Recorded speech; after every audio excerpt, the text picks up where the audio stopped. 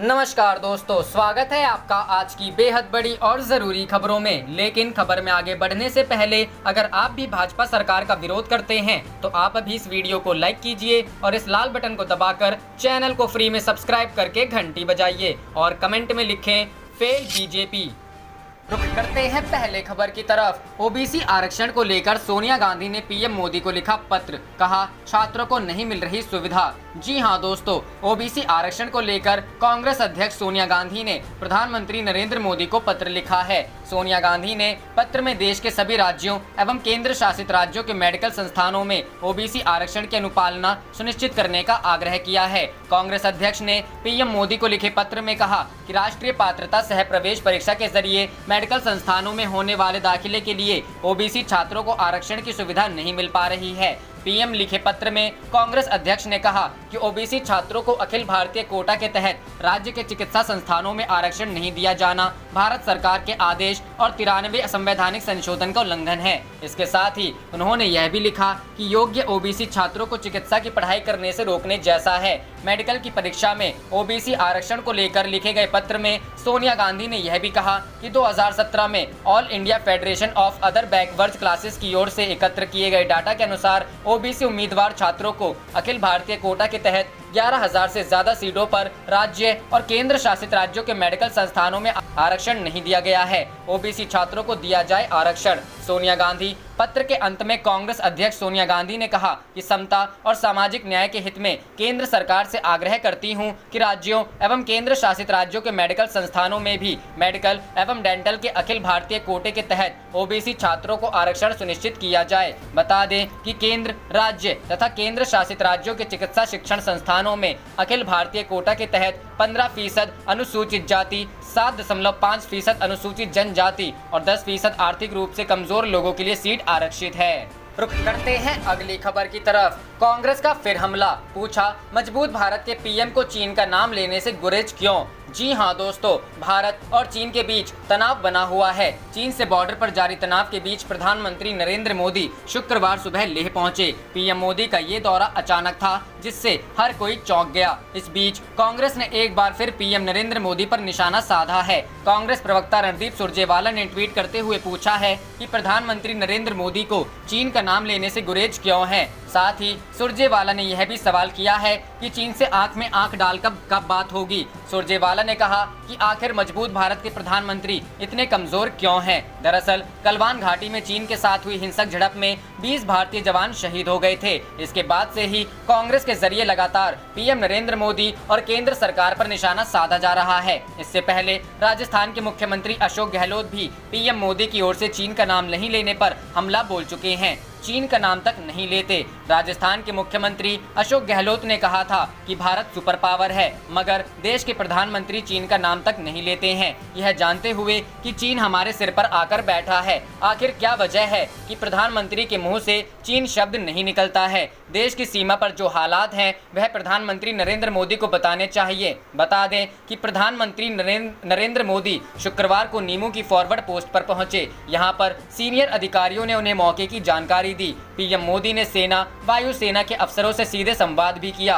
पहले इस दौरे पर सिर्फ सीडीएस बिपिन रावत को ही आना था, लेकिन पीएम मोदी ने खुद पहुंचकर सभी को चौंका दिया।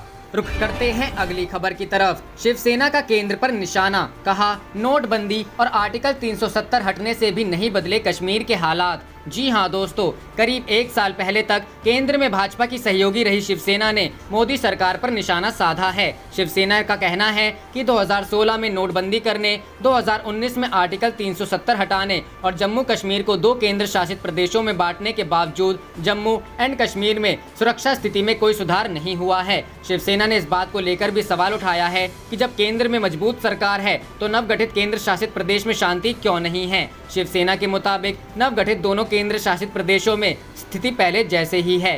रुख करते हैं अगली खबर की तरफ। मनरेगा जॉब कार्ड से बड़ा घोटाला, काम न करने वालों को हुआ भुगतान। जी हां दोस्तों, सरकार द्वारा गरीबों को मनरेगा के तहत काम देकर रोजगार देने के उद्देश्य से लगातार प्रयास किया जा रहा है, लेकिन कई अधिकारी, कर्मचारी व जनप्रतिनिधि के फर्जीवाड़े से यह पूरी प्रक्रिया ही सवालों के घेरे में आ गई है। ताज़ा मामला सिटी ब्लॉक के अर्जुनपुर पाठक, तरकापुर ग्रामीण और वीरपुर जैसे गांव का है, जहां बिना काम किए ही जॉब कार्ड होल्डर के खाते में धनराशि पहुंच गई। इन जॉब कार्ड वालों ने बताया कि उन्होंने कोई काम नहीं किया, लेकिन पैसे खाते में आए तो अंगूठा लगाकर प्रधान प्रतिनिधि ने सारे पैसे ले लिए। वीरपुर गाँव में तो और भी बड़ा मामला आया, क्योंकि यहाँ के ग्राम प्रधान खुद मनरेगा के जॉब कार्ड होल्डर हैं और उनके भी खाते में मनरेगा की मजदूरी ट्रांसफर हुई। प्रधान को नहीं कोई जानकारी। अर्जुनपुर पाठक गांव की प्रधान कुसुम देवी हैं, लेकिन जब उनसे यह पूछा गया कि मनरेगा के तहत कितना काम हुआ तो उन्होंने बताने से इनकार कर दिया और कहा कि वे कुछ भी नहीं जानती। उनके अनुसार वे सिर्फ अंगूठा लगाने का काम करती हैं, बाकी काम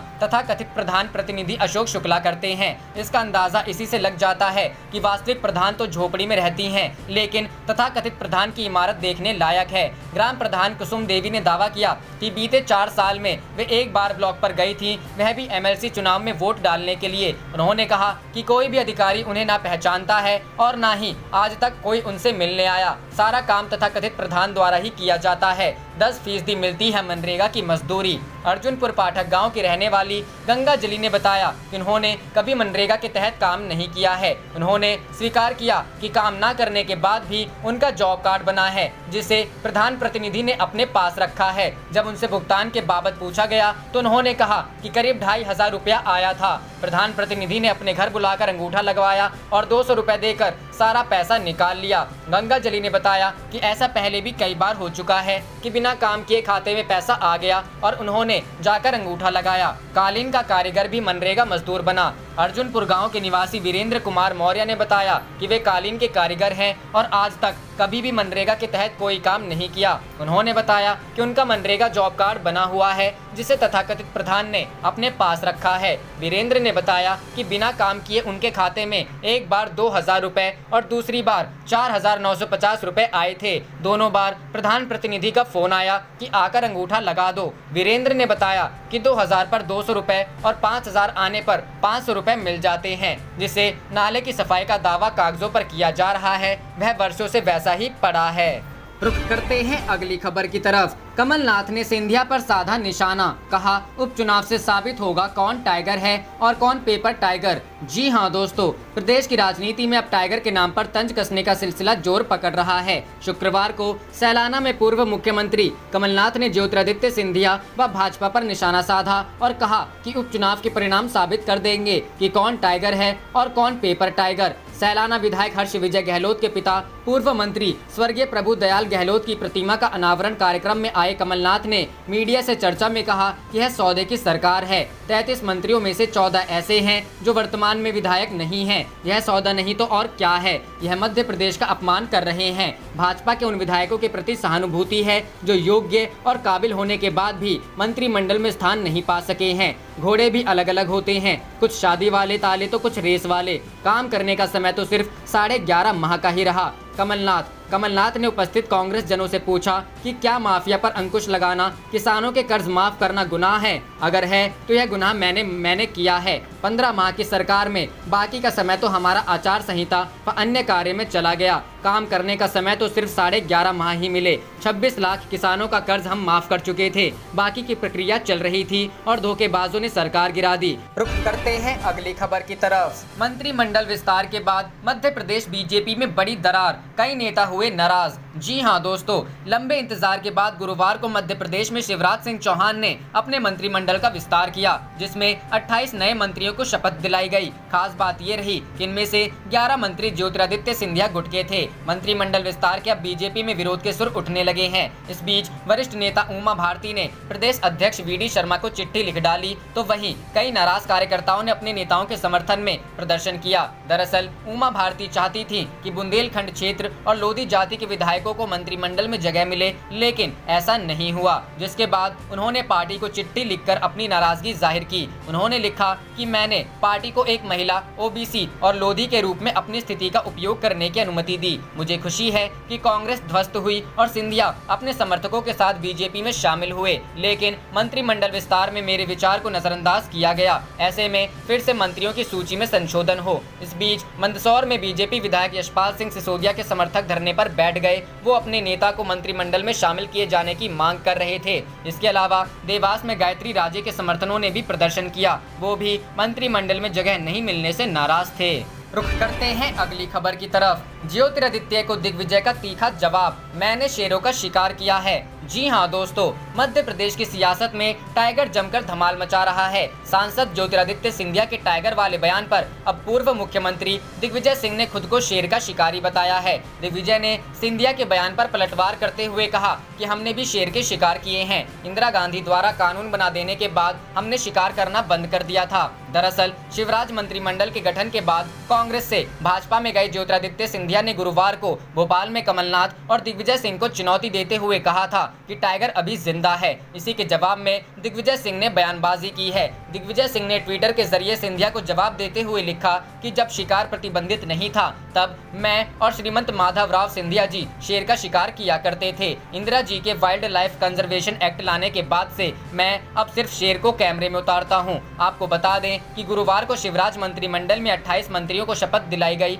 जिनमें से सिंधिया खेमे का ज्यादा दबदबा रहा है। इसके बाद सिंधिया ने मीडिया से चर्चा करते हुए कहा कि मध्य प्रदेश में 24 सीटों पर होने वाले उपचुनाव में भाजपा की जीत होगी। उन्होंने कमलनाथ और दिग्विजय सिंह को कहा कि टाइगर अभी जिंदा है, यह मंत्रिमंडल विस्तार नहीं बल्कि जिम्मेदारी दी गई है। उपचुनाव भाजपा जीतेगी, सभी जनसेवक की जीत होगी। किश्तों की सरकार जो 15 महीने चली उसको मुंहतोड़ जवाब मिलेगा। गौरतलब है कि इससे पहले सीएम शिवराज सिंह ने पिछले साल कमलनाथ सरकार को चेतावनी देते हुए शिवराज सिंह चौहान ने कहा था कि टाइगर अभी जिंदा है। शिवराज सिंह ने स्वयं को टाइगर कहकर संबोधित किया था।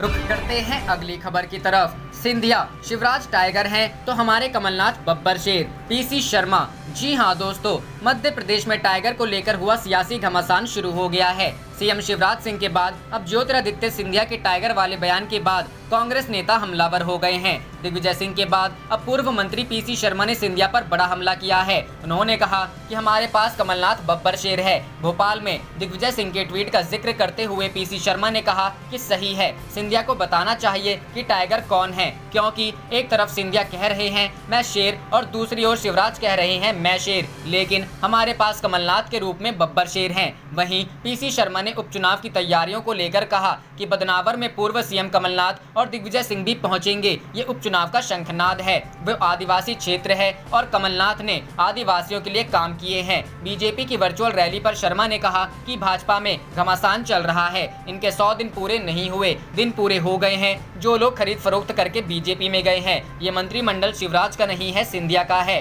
मंत्री नरोत्तम मिश्रा के कांग्रेस को डूबता जहाज वाले बयान पर पीसी शर्मा ने तीखी प्रतिक्रिया देते हुए कहा कि कल जो लोग भाजपा ज्वाइन किए हैं वो वे लोग हैं जिन्हें टिकट नहीं मिली, वो बिकाऊ हैं। कांग्रेस में अब टिकाऊ लोग बचे हैं। दरअसल कैबिनेट विस्तार के बाद सिंधिया ने कमलनाथ और दिग्विजय सिंह को चेतावनी भरे लहजे में कहा था कि टाइगर अभी जिंदा है, यह मंत्रिमंडल विस्तार नहीं बल्कि जिम्मेदारी दी गई है। उपचुनाव भाजपा जीतेगी, सभी जनसेवक की जीत होगी। किश्तों की सरकार जो 15 महीने चली उसको मुंहतोड़ जवाब मिलेगा। रुख करते हैं अगली खबर की तरफ। यूपी कानपुर देहात में हिस्ट्री शीटर को पकड़ने गई पुलिस टीम पर फायरिंग, डीएसपी समेत 8 पुलिसकर्मी शहीद। जी हां दोस्तों, उत्तर प्रदेश के कानपुर देहात में एक हिस्ट्री शीटर को पकड़ने गई पुलिस टीम पर बदमाशों ने फायरिंग कर दी। फायरिंग में डिप्टी एसपी समेत 8 पुलिसकर्मी शहीद हो गए हैं। हमले में 7 पुलिसकर्मी घायल हुए हैं। कानपुर देहात के शिवली थाना इलाके में पुलिस ने बिकरू गांव में दबिश देने गई थी। पुलिस यहां पर हिस्ट्री शीटर विकास दुबे को पकड़ने के लिए गई थी। बताया जा रहा है कि जैसे ही पुलिस ने हिस्ट्री शीटर के घर पर दबिश दी, बदमाशों ने फायरिंग शुरू कर दी। फायरिंग में बिल्हौर के सीओ देवेंद्र मिश्रा, शिवराजपुर के SO Mahesh Yadav, 2 sub inspector और 4 सिपाही शहीद हो गए। 7 पुलिसकर्मी घायल हुए हैं, जिनमें कुछ की हालत गंभीर बताई जा रही है। प्रयास के केस में शातिर विकास दुबे को अरेस्ट करने गई थी। हिस्ट्री शीटर विकास के खिलाफ 60 केस दर्ज हैं। रुख करते हैं अगली खबर की तरफ। कानपुर एनकाउंटर पर बोले राहुल, यूपी में जब पुलिस सुरक्षित नहीं तो जनता कैसे होगी। जी हां दोस्तों, उत्तर प्रदेश के कानपुर में कुख्यात हिस्ट्री शीटर विकास दुबे के साथ हुई मुठभेड़ में डीएसपी समेत 8 पुलिसकर्मी शहीद हो गए। इस घटना के बाद विपक्षी दलों ने योगी सरकार पर जबरदस्त हमला बोला है। राहुल गांधी ने ट्वीट कर कहा कि यूपी में गुंडा राज का एक और प्रमाण, जब पुलिस सुरक्षित नहीं तो जनता कैसे होगी। कानपुर एनकाउंटर घटना के बाद राहुल गांधी ने कहा कि उत्तर प्रदेश में गुंडा राज है, जब पुलिस सुरक्षित नहीं तो जनता कैसे। राहुल ने ट्वीट किया, यूपी में गुंडाराज का एक और प्रमाण, जब पुलिस सुरक्षित नहीं तो जनता कैसे होगी। मेरी शोक संवेदनाएं में मारे गए वीर शहीदों के परिवारजनों के साथ है और मैं घायलों के जल्द स्वस्थ होने की कामना करता हूं। राहुल गांधी के अलावा यूपी कांग्रेस महासचिव प्रियंका गांधी ने भी बीजेपी सरकार पर निशाना साधा है। रुख करते हैं अगली खबर की तरफ। कानपुर मुठभेड़, कांग्रेस, बसपा और समाजवादी पार्टी ने सरकार पर बोला हमला। जी हां दोस्तों, कानपुर में अपराधियों के साथ मुठभेड़ में एक पुलिस उपाधीक्षक समेत 8 पुलिसकर्मी कांग्रेस, समाजवादी पार्टी और बहुजन समाज पार्टी ने भाजपा नीति प्रदेश सरकार में कानून व्यवस्था पर सवालिया निशाना लगाते हुए हमला बोला है। प्रदेश में कानून व्यवस्था बेहद बिगड़ चुकी। प्रियंका गांधी, कांग्रेस महासचिव प्रियंका गांधी ने शुक्रवार को ट्वीट कर कहा, बदमाशों को पकड़ने गई पुलिस पर, जिसमें उत्तर प्रदेश पुलिस के सीईओ, एसओ सहित 8 पुलिसकर्मी शहीद हो गए। उत्तर प्रदेश पुलिस के इन शहीदों के परिजनों के साथ मेरी शोक संवेदनाएं। प्रदेश में कानून व्यवस्था बेहद बिगड़ चुकी है, अपराधी बेखौफ हैं। उन्होंने दूसरे ट्वीट में कहा, आमजन व पुलिस तक सुरक्षित नहीं है। कानून व्यवस्था का जिम्मा खुद मुख्यमंत्री के पास है। इतनी भयावह घटना के बाद उन्हें सख्त कार्रवाई करनी चाहिए, कोई भी ढिलाई नहीं होनी चाहिए।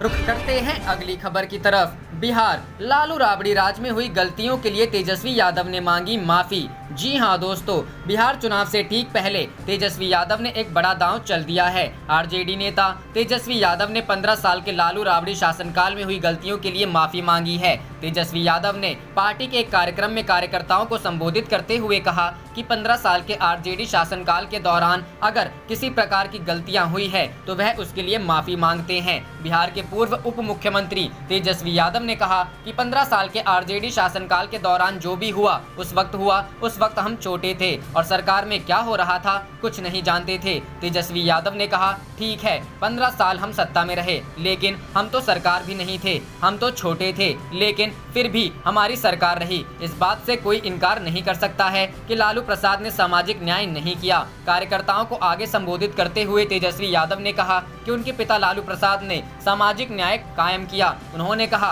कि 15 साल के आरजेडी शासनकाल के दौरान अगर इसी प्रकार की बहुमूल्य कमी हुई तो इसके लिए माफी मांगते हैं। तेजस्वी यादव ने कहा, लालू प्रसाद ने बिहार में सामाजिक न्याय किया, वह दौर अलग था। ठीक है, 15 साल में हमसे कोई कमी या भूल हुई है तो हम उसके लिए भी माफी मांगते हैं। तेजस्वी ने आगे संबोधित करते हुए कहा कि बिहार की जनता उनको एक मौका और देगी तो वह उनको निराश नहीं होने देंगे। तेजस्वी ने बिहार की जनता से अपील किया कि अगर वह एक कदम आगे चलेंगे तो वह खुद 4 कदम आगे बढ़ने को तैयार हैं। रुख करते हैं अगली खबर की तरफ। कांग्रेस ने फोटो पोस्ट कर कहा, इंदिरा ले गई थी तो पाक 2 हिस्सों में बटा, देखते हैं पीएम क्या करते हैं। जी हां दोस्तों, चीन के साथ सीमा पर जारी तनाव और दोनों देशों के सैन्य अधिकारियों के बीच हो रही वार्ता के बीच प्रधानमंत्री नरेंद्र मोदी शुक्रवार सुबह अचानक लेह लद्दाख पहुंच गए। पीएम मोदी के इस तरह से लद्दाख पहुंचने की खबर ने विपक्षी खेमे में भी हलचल तेज कर दी है। कांग्रेस नेता मनीष तिवारी ने इंदिरा गांधी के लेह दौरे की तस्वीर शेयर करते हुए लिखा, देखते हैं कि प्रधानमंत्री नरेंद्र मोदी अब क्या करते हैं। बता दें कि कांग्रेस नेता मनीष तिवारी ने 1971 के युद्ध से पहले की तत्कालीन प्रधानमंत्री इंदिरा गांधी की तस्वीर शेयर की है। इस तस्वीर में इंदिरा गांधी लेह में सैनिकों को संबोधित करती दिख रही हैं। इस फोटो के साथ ही कांग्रेस नेता ने लिखा, जब इंदिरा गांधी लेह गई थी तो पाकिस्तान को 2 भागों में बांट दिया गया था, देखते हैं मोदी क्या करेंगे। प्रधानमंत्री कार्यालय की ओर से जारी बयान में कहा गया है, फिलहाल पीएम मोदी नीमू के एक फॉरवर्ड लोकेशन पर है। यहाँ वो तड़के सुबह ही पहुँच गए थे। यह जगह 11,000 की ऊंचाई पर स्थित है। यह इलाका सिंध नदी के किनारे पर और जांस्कर रेंज से घिरी हुई बहुत ही दुर्गम जगह है। नीमू दुनिया की सबसे ऊंची और खतरनाक पोस्ट में से एक माना जाता है। अचानक पीएम मोदी के इस दौरे ने हर किसी को चौंका दिया। पहले इस दौरे पर सिर्फ chief of defence staff Bipin Rawat को ही आना था। प्रधानमंत्री के दौरे में सैन्य अधिकारियों ने उन्हें सीमा से जुड़ी रिपोर्ट्स भी दी। पूर्वी लद्दाख में चीन के साथ चल रहे तनाव के बीच प्रधानमंत्री का यह दौरा कई मायनों में अहम है। उन्होंने अभी पिछले महीने के आखिरी रविवार को ही अपने रेडियो प्रोग्राम में मन की बात में कहा था कि लद्दाख में हुई झड़प का चीन को उचित जवाब दे दिया गया है। इसके 2 दिन के अंदर भारत ने चीन के 59 ऐप्स को बैन कर दिया। बैन हुए ऐप्स में टिकटॉक, शेयर इट जैसे ऐप भी शामिल हैं जो भारत में लोकप्रिय हैं। यही नहीं, पीएम मोदी ने बुधवार को चीनी ऐप वीइबो भी छोड़ दिया था।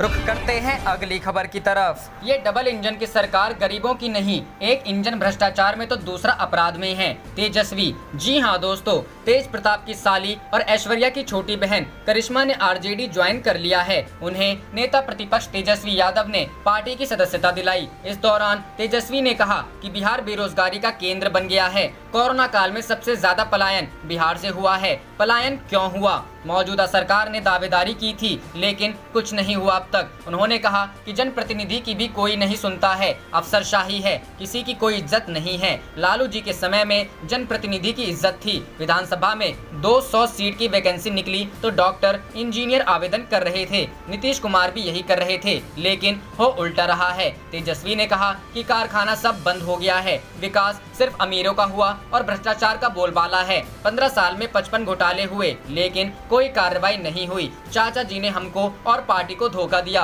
अब हम चाचा बोलना छोड़ दिए। उन्होंने यह भी कहा कि बिहार के मुख्यमंत्री बोलते हैं किसी सामाजिक न्याय पर खतरा होगा तो उससे कोई समझौता नहीं होगा। नीतीश कुमार की क्या विचारधारा है, इसको लेकर हम कंफ्यूज रहते हैं। फिर पता चलता है उनकी कोई विचारधारा नहीं है, वे सिर्फ अपनी चिंता कर रहे हैं। यदि आपकी चिंता करते तो बीमारी इतनी फैलती नहीं। तेजस्वी ने कहा कि हम लोगों से मिल रहे हैं लेकिन वे घर में बैठे रहे हैं। दूसरे प्रदेश के मुख्यमंत्री व्यवस्था देखने निकले लेकिन इन्होंने कुछ नहीं किया। समय से ट्रेन नहीं खुला है, गरीब हजार किलोमीटर पैदल चले लेकिन ये सब सोए रहे। नेता प्रतिपक्ष ने कहा कि गरीब आए भाड़ा का पैसा वसूला, ऊपर से चार्ज भी लगाया। बीजेपी के लोग वर्चुअल रैली कर रहे हैं, 100 करोड़ तक खर्चा कर रहे हैं लेकिन गरीबों के लिए कुछ नहीं किया गया। डबल इंजन की सरकार है और एक इंजन भ्रष्टाचार में है और एक इंजन अपराध में है। उन्होंने कहा कि नीतीश कुमार आखिर बीजेपी में क्या मिला? बोलते थे कि विशेष राज्य का दर्जा लेंगे, किससे लेंगे? डोनाल्ड ट्रंप से। मोदी जी ही देंगे ना।